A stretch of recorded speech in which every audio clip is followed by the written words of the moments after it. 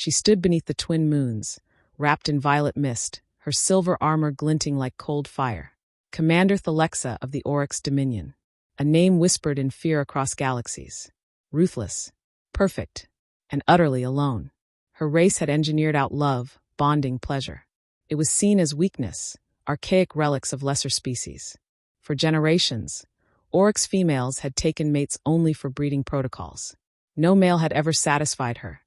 Not mentally, emotionally, or physically. And she'd stopped pretending to care. Until she met the human. It happened on the fractured moon base of Delker Prime, after the ceasefire. The human peace envoy had sent a delegation to parley, a foolish attempt at diplomacy in her eyes. She had prepared for lies, manipulation, perhaps even seduction. But she hadn't prepared for him. Commander Elias Grant. He didn't bow, didn't posture, didn't flinch under her gaze. "You're not what I expected," he said quietly, eyes studying her as if she were a person, not a predator. "You're tired." Something flickered in her chest. An old pain. A memory. She ignored it. "Human emotions don't work here, Commander," she said coldly. "I suggest you leave them behind." "I won't, and neither should you." She laughed, short and sharp. "You think I need your permission to feel?" "No. I think you've been starving for it." The words struck like plasma fire. Later that night, she replayed the moment on the observation deck. The way his voice didn't tremble. The way his presence didn't scream fear or desire. But something else. Respect.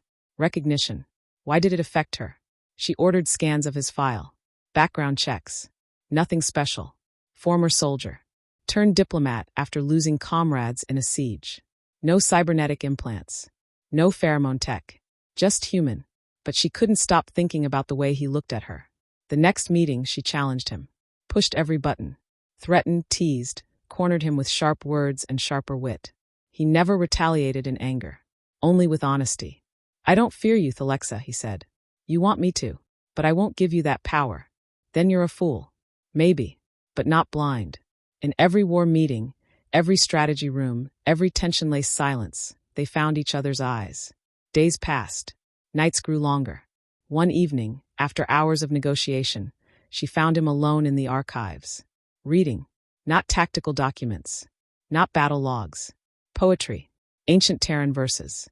"You read for pleasure?" she asked, half mocking. He smiled without looking up. "Some things don't need to be useful to be important." That night, she didn't return to her chamber. She walked the halls until starlight faded. Until the emptiness gnawed deeper than ever. Her next encounter with Elias was not in the council chamber, but in the infirmary. He'd been injured shielding a junior diplomat from a plasma burst during a riot. She stood by his bedside as the med drones buzzed. "You could have let him die." "Would you have?" he murmured, pain in his voice but eyes still searching hers. She didn't answer. He reached out, not to touch her but to offer his hand. An invitation, not command, not request, just presence. She didn't take it. But she didn't leave either. That night, she dreamt for the first time in years. Of warmth. Of touch. Of laughter that wasn't cruel. The next day, she broke protocol. Invited him to her personal quarters. He came without armor. No weapons. Just truth. She offered him synthetic wine. He declined. "If I'm going to feel something, I want it real." They talked for hours. Not about war. Not about peace. About childhood. Loss. The smell of old books. The ache of wanting something you've never had. He told her how he watched stars as a child, hoping someone out there was looking back. She told him she used to do the same, until the academy taught her hope was a liability. "I don't think you ever stopped hoping," he said. She looked at him then, really looked, and whispered, "Neither did you." For a moment, the galaxy didn't exist. Just two souls who should have been enemies, breathing in the same silence. Her fingers brushed his. She didn't know who moved first. But when his lips touched hers, something shattered inside. Not in pain. Not in fear. In release. Like she'd been holding her breath for years. And finally exhaled. He pulled back first, eyes searching hers. "Are you afraid?" She nodded. "Good," he said. "It means this is real." Outside, alarms began to wail. A betrayal in the delegation. A breach. Their moment ended. But something had begun. Something powerful. Dangerous. And far, far from over. The air reeked of scorched circuits and betrayal. The Lexus stormed into the command nexus, cloak trailing behind her like the shadow of war. Screens blinked red with warnings.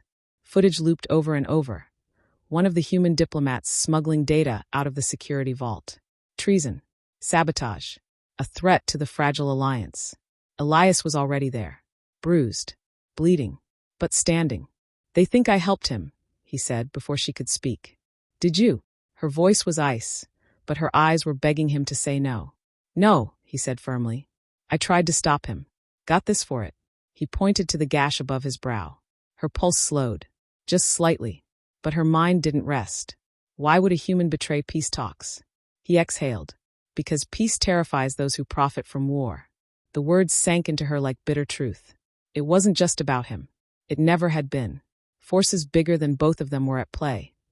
And now she had to choose which war to fight. High Command demanded retaliation. They wanted the human delegation detained, dissected, discarded.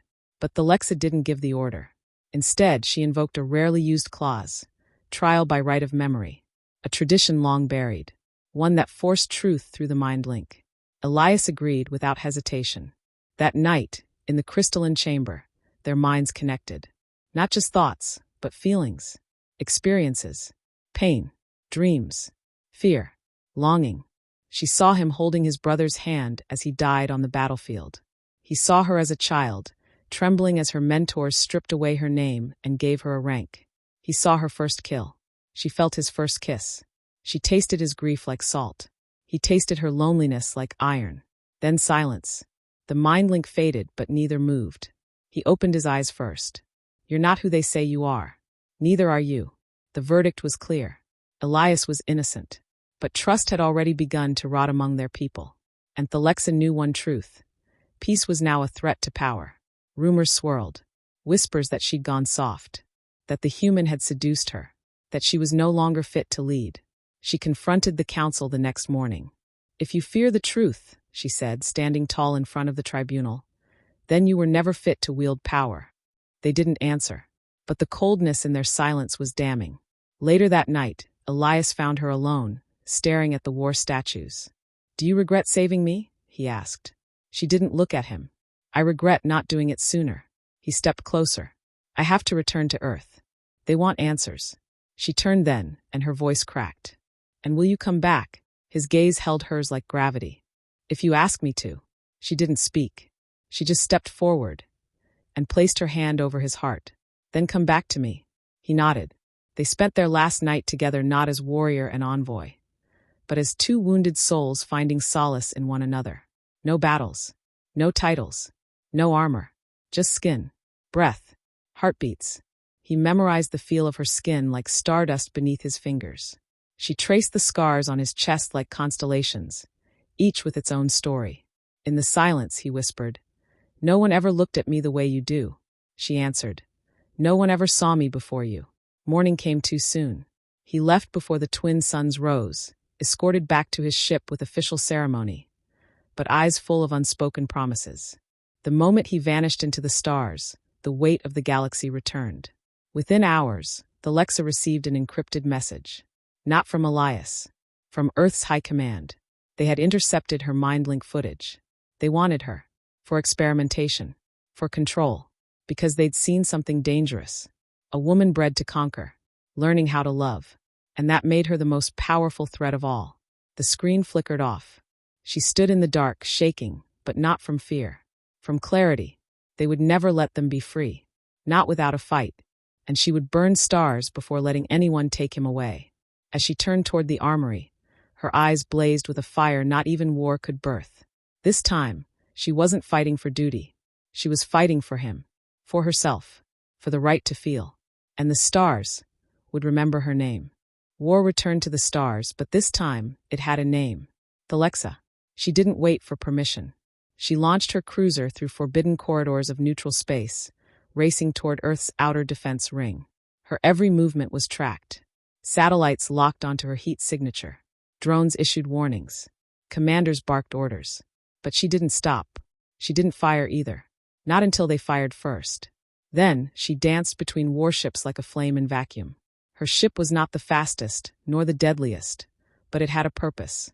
And that made it unstoppable. She broke through the final blockade above Earth's orbit with half a hull left.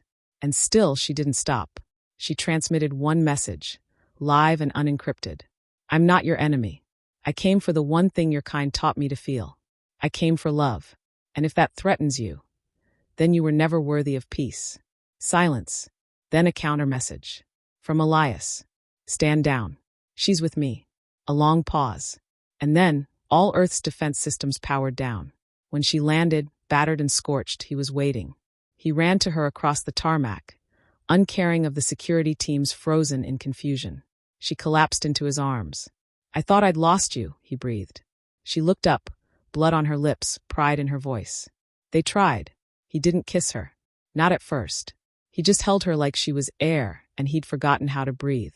Later, in a secure compound far from politics and poison, they were finally alone. She removed her armor. Not just physically, but in every way. He showed her his family's garden. She showed him the scars on her back, branding from her initiation. They sat under Terran's sky, and for once, she didn't think about wars. I don't understand, she said quietly. How did you change me? I didn't, he whispered, brushing her fingers. You were always capable of feeling. You just needed permission. She closed her eyes. I'm afraid. Every part of me was designed to fight, not to feel. What if I break? Then I'll be there to hold the pieces. She opened her eyes. And if they come for us again? Then we stand. Together. The days that followed weren't easy. There were tribunals, trials, protests. But there was also something else. Hope. The footage of their mind link went viral across systems.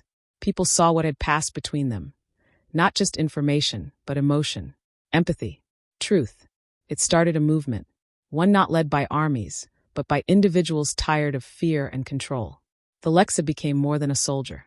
She became a symbol, not of war, but of choice. And Elias stood by her side, not as her protector, not as her savior, but as her equal. Together, they helped draft the first interspecies rights accord. Together, they walked through fire and emerged with something greater than victory. Peace, love, a future.